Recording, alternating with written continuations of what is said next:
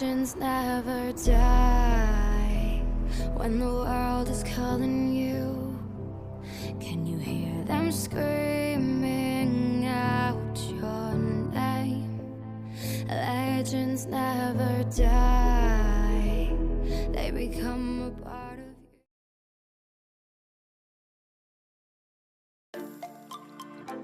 सुबह होता है और सूरज के पहली किरण आकर मिस्सो के घर पर पड़ता है। मिस्सो उसके रूम पर सो रहा होता है। सुबह होकर बहुत टाइम निकल चुका था, लेकिन आज मिस्सो को कोई डिस्टर्ब नहीं करता है जल्दी उठकर स्कूल जाने के लिए, क्योंकि आज संडे था। लेकिन मिस्सो आज भी ज़्यादा देर तक सो नहीं पाता है। मिस्सो के परमैन के बैच बजने लगता है। मिस्सो पहले वो सुनकर भी इग्नोर कर देता है, लेकिन बहुत देर से बजने के कारण मिस्सो बैच को उठा लेता है। मिस्सो को कॉल करा था पायन ने परमैन के ड्यूटी पर आने के लिए। पायन बोलता है, मिस्सो तुम परमैन के ड्यूटी पर नहीं आओगे क्या? तुम भूल गए आज हम चारों परमैन एक साथ ड्यूटी करने वाले थे, हर एक संडे की तरह। हमारा तो पेट्रोलिंग का टाइम हो गया है, मिट्सो तुम जल्दी आ जाओ। मिट्सो बोलता है, हाँ पायन मुझे याद है। अच्छा पायन, वहाँ पर क्या कोई इमरजेंसी है? पायन बोलता है, नहीं मिट्सो, अभी तक तो कोई यहाँ पर इमरजेंसी नहीं है। मिट्सो बोलता है, तो ठीक है, मुझे कुछ और देर सोने दो, मैं कुछ और देर सोना चाहता हूँ, फिर मैं चला जाऊँगा परमैन के ड्यूटी पर। मिट्सो ये बोलकर कॉल रखने ही जाता है, तभी पायन के हाथों से पाको बैच ले लेता है और मिट्सो को बोलता है, तुमने अभी क्या बोला मिट्सो? मिट्सो ये बात सुनकर डर जाता है। पाको बोलता है, आलसी कहीं गए, टाइम देखा है क्या हुआ है? पाको की आवाज़ सुनते ही मिट्सो बेड से नीचे गिर जाता है। अब पाको कहती है, अगर तुमने अब जरा भी और देर करा आने में तो मैं तुम्हें छोड़ूंगा नहीं, तुम देख लेना, मुझसे बुरा और कोई नहीं होगा। मिट्सो पाको की बात सुनकर बहुत ज़्यादा डर जाता है। मिट्सो कहता है, सॉरी पाको, मुझे माफ़ कर दो, मुझे सिर्फ 20 मिनट दो, मैं अभी ड्यूटी पर आता हूँ। पाको ये बात सुनकर बोलता है, कुछ ज़्यादा टाइम नहीं हो गया? तुम्हारे पास सिर्फ 15 मिनट है, जल्दी आ जाओ, अगर तुम मेरे हाथों पीटना नहीं चाहते हैं तो।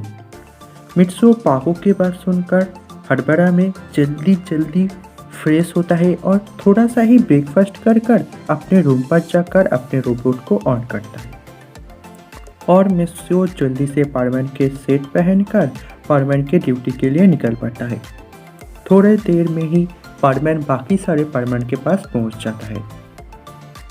मिट्सो जाकर ही अपने हाथों पर वॉच के टाइम देखता है और फिर मिट्सो देखता है पाको काफ़ी ज़्यादा गुस्से में है उसके वजह से। परमैन को देखते ही पाको परमैन के शर्ट के कलर पकड़ लेता है। परमैन बहुत ज़्यादा डर जाता है और परमैन पाको से माफ़ी मांगने लगता है देर से ड्यूटी पर आने के लिए। लेकिन पाको के गुस्सा शांत नहीं होने वाला था। पायन परमैन को पाको से बचाता है। पायन पाको को बोलता है, अब जाने भी दो पाको, परमैन तो तुमसे माफ़ी मांग रहा है, माफ़ कर दो ना उसे, और हम सबको काफ़ी देर भी हो गया है, हमें अब पेट्रोलिंग स्टार्ट कर देना चाहिए। पाको परमैन को माफ़ कर देता है और अब सभी परमैन हमेशा की तरह ही ड्यूटी कर रहा होता है।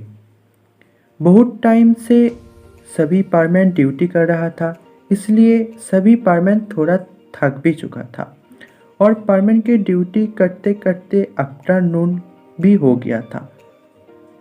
तो बूबी कहता है, वो लोग बहुत देर से ड्यूटी कर रहा है, तो एक छोटे से ब्रेक लेने के लिए, क्योंकि वो लोग आज बहुत सारे काम करा है और आज धूप भी कुछ ज़्यादा ही है, इसलिए सभी थोड़ा थक भी चुका है। सभी लोग बूबी के बात मान भी जाता है, एक छोटा सा ब्रेक लेता है। ब्रेक के टाइम पर पाको जो है वो सभी को एक छोटा सा ट्रीट देता है।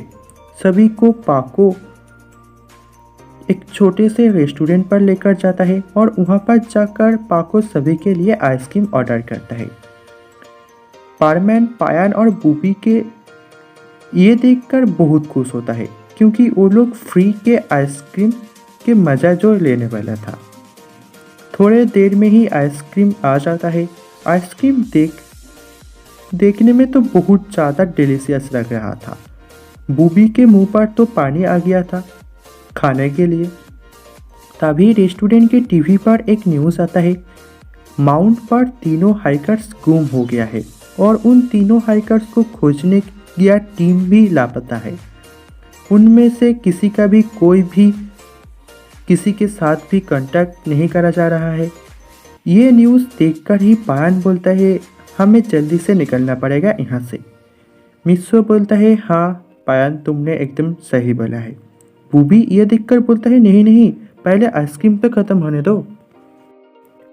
पारमैन बूबी को बात सुनकर बोलता है, क्या बूबी तुम भी ना, और ऐसे भी माउंट पर तुम्हें बहुत सारे आइस मिल जाएगा, वहाँ पर तुम आइसक्रीम के मज़ा ले लेना।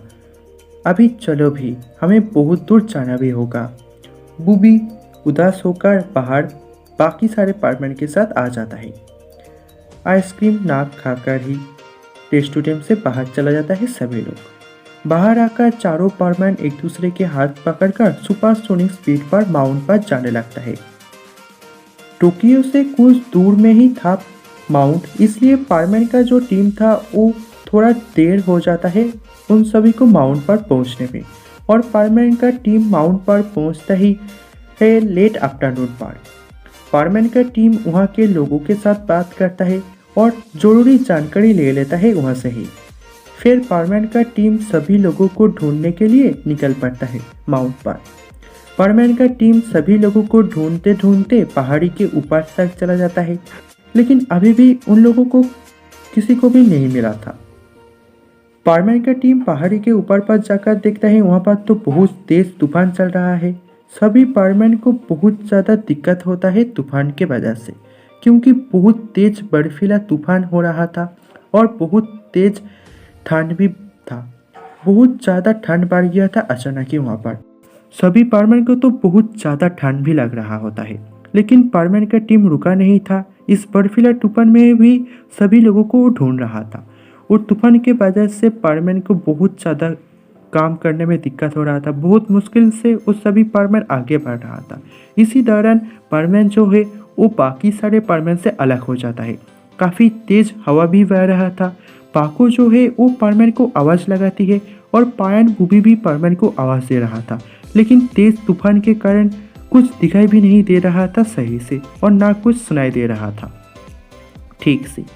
पाको को अब डर लग रहा था पारमैन के लिए। असल में उसे मित्सो की चिंता हो रहा था, क्योंकि पाको तो मित्सो को काफ़ी ज़्यादा फिक्र करता है। पाको बहुत ज़्यादा चिंता में पड़ जाता है मित्सो को लेकर। तभी बूबी को एक हल्की सी लाइट दिखाई देता है बहुत दूर से, तो तीनों पारमैन जल्दी से उस लाइट की तरफ जाने लगता है।